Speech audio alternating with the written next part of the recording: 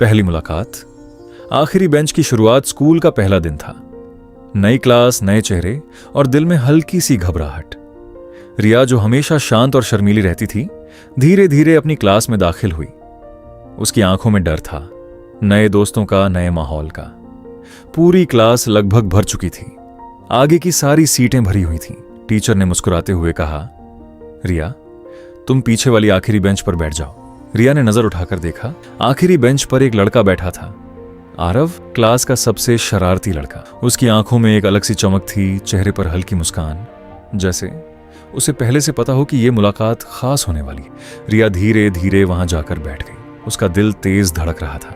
उसे लगा शायद ये लड़का उसे परेशान करेगा, लेकिन जैसे ही वह बैठी, आरव ने अपनी किताब उसकी तरफ बढ़ाई और मुस्कुराकर कहा, घबराओ मत, मैं इतना भी बुरा नहीं हूं। रिया पहली बार हल्का सा मुस्कुराई। उस दिन क्लास में टीचर पढ़ा रहे थे, लेकिन आखिरी बेंच पर एक नई कहानी लिखी जा रही थी। आरव बीच बीच में रिया की मदद करता, उसे स्कूल के बारे में बताता और उसकी घबराहट कम करने की कोशिश करता। रिया को महसूस हुआ कि जिस लड़के को सब शरारती समझते हैं, उसके दिल में कहीं ना कहीं बहुत अपनापन है। उसे क्या पता था, स्कूल की आखिरी बेंच पर शुरू हुई ये छोटी सी मुलाकात उसकी जिंदगी का सबसे खूबसूरत पहला प्यार बनने वाली थी। दिन बीतने लगे और स्कूल की आखिरी बेंच अब रिया के लिए सिर्फ एक सीट नहीं, बल्कि उसकी दुनिया बन गई थी। आरव की शरारतें अब रिया को परेशान नहीं करती थीं, बल्कि उसके चेहरे पर मुस्कान ले आती थीं। कभी वह उसकी पेन छुपा देता, तो कभी नोटबुक में छोटे छोटे मजेदार मैसेज लिख देता। रिया अक्सर गुस्सा होने का नाटक करती, लेकिन उसके दिल को आरव की ये मासूम हरकतें अच्छी लगने लगी थीं। धीरे धीरे दोनों की दोस्ती गहरी होती गई। लंच ब्रेक में साथ बैठना, एक दूसरे के टिफिन शेयर करना, होमवर्क में मदद करना, ये छोटी छोटी बातें उनके रिश्ते को खास बना रही थीं। जब भी टीचर रिया से कोई मुश्किल सवाल पूछते, आरव चुपके से उसकी मदद कर देता। और जब आरव शरारतों की वजह से डांट खाता, तो रिया का दिल भी उदास हो जाता। पूरी क्लास को उनकी दोस्ती दिखने लगी थी। दोस्त उन्हें चिढ़ाते भी थे, लेकिन दोनों हमेशा मुस्कुराकर बात टाल देते। पर उनके दिलों में कुछ बदल रहा था। रिया अब आरव के बिना स्कूल की कल्पना भी नहीं कर पाती थी, और आरव, उसकी हर सुबह सिर्फ रिया की मुस्कान देखने से शुरू होती थी। दोस्ती कब धीरे धीरे पहले प्यार में बदलने लगी, ये शायद उन्हें खुद भी महसूस नहीं हुआ।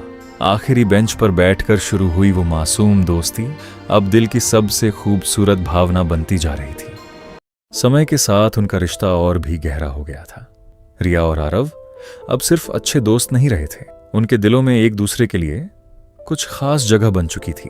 रिया को अब आरव की हर छोटी बात मायने रखने लगी थी। अगर वो एक दिन स्कूल नहीं आता तो पूरी क्लास उसे अधूरी लगती। वहीं आरव, जो कभी किसी की परवाह नहीं करता था, अब रिया की एक मुस्कान के लिए कुछ भी कर सकता था। दोनों एक दूसरे को चाहते थे, लेकिन कभी कह नहीं पाए। रिया के दिल में डर था, अगर उसने अपने जज्बात बता दिए और दोस्ती भी खो दी तो। और आरव, उसे लगता था कि शायद रिया उसके बारे में वैसा महसूस ही नहीं करती, इसलिए दोनों ने अपने प्यार को खामोशी में छुपाए रखा। कई बार ऐसा हुआ जब उनकी आंखें एक दूसरे से सवाल करती थीं, लेकिन होंठ हमेशा चुप रह जाते थे। स्कूल के गलियारों में साथ चलते हुए, आखिरी बेंच पर बैठकर मुस्कुराते हुए, दोनों का दिल बस यही चाहता था कि ये पल कभी खत्म ना हो। लेकिन वक्त रुकता नहीं। बोर्ड एग्जाम करीब आ रहे थे। पढ़ाई का दबाव, भविष्य की चिंता और बिछड़ने का डर, सब कुछ उनके बीच आ गया।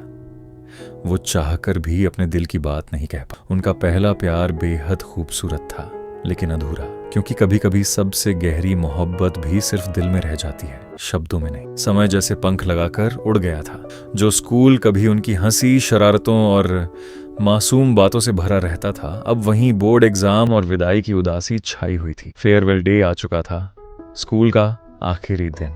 पूरी क्लास सज धज कर आई थी, हर चेहरे पर मुस्कान थी, लेकिन उन मुस्कानों के पीछे बिछड़ने का दर्द भी छुपा था। रिया आखिरी बार अपनी उसी आखिरी बेंच पर बैठी थी, जहां उसकी जिंदगी के सबसे खूबसूरत पल बसे थे। उसने धीरे से अपनी उंगलियों से बेंच को छुआ, मानो उन यादों को हमेशा के लिए महसूस कर लेना चाहती। आरव उसके पास आया। आज उसकी शरारती मुस्कान भी थोड़ी फीकी थी, क्योंकि कभी कभी जज्बात इतने गहरे होते हैं कि शब्द छोटे पड़ जाते हैं। आरव ने रिया को एक छोटा सा गिफ्ट दिया, एक पेन जिस पर लिखा था, तुम्हारे बिना आखिरी बेंच अधूरी रहेगी।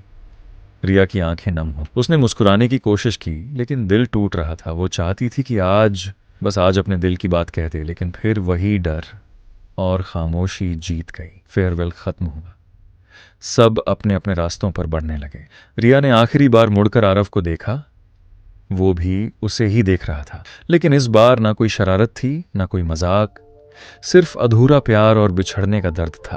उस दिन स्कूल खत्म हुआ और साथ ही आखिरी बेंच पर शुरू हुई उनकी मासूम प्रेम कहानी भी अधूरी रह गई। स्कूल खत्म हुए कई साल बीत चुके थे, जिंदगी अब बदल चुकी थी। नई जिम्मेदारियां, नए लोग और नए रास्ते। लेकिन कुछ चीजें कभी नहीं बदलती, पहला प्यार और उससे जुड़ी यादें। रिया अब अपनी जिंदगी में आगे बढ़ चुकी थी, लेकिन स्कूल की आखिरी बेंच, आरव की मुस्कान और वो अधूरी कहानी आज भी उसके दिल के किसी कोने में जिंदा थी। एक दिन स्कूल रियूनियन का निमंत्रण आया। रिया का दिल अचानक तेज धड़कने लगा। क्या आरव भी आएगा? क्या सालों बाद वो फिर मिलेगा? रियूनियन के दिन वही पुराना स्कूल, वही क्लासरूम, वही आखिरी बेंच, सब कुछ जैसे पुरानी यादों को फिर से जगा रहा था। रिया धीरे धीरे क्लास में दाखिल हुई और तभी उसकी नजर सामने खड़े एक चेहरे पर जाकर ठहर गई। वो आरव था। सालों बाद भी उसकी मुस्कान वैसी ही थी, बस अब उसमें थोड़ी परिपक्वता और अधूरी यादों की गहराई थी। दोनों कुछ पल एक दूसरे को बस देखते रहे, मानो वक्त वहीं रुक गया। आरव धीरे से मुस्कुराया और बोला,